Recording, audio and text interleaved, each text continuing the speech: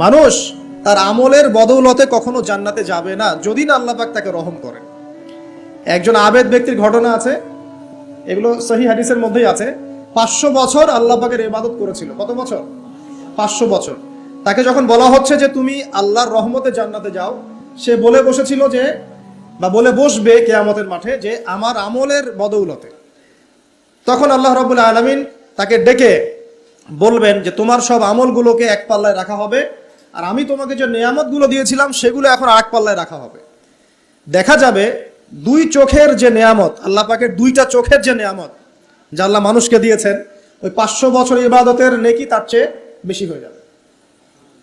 মানে দুই চোখের নেয়ামতের চাইতে 500 বছরের ইবাদত কম হয়ে যাবে।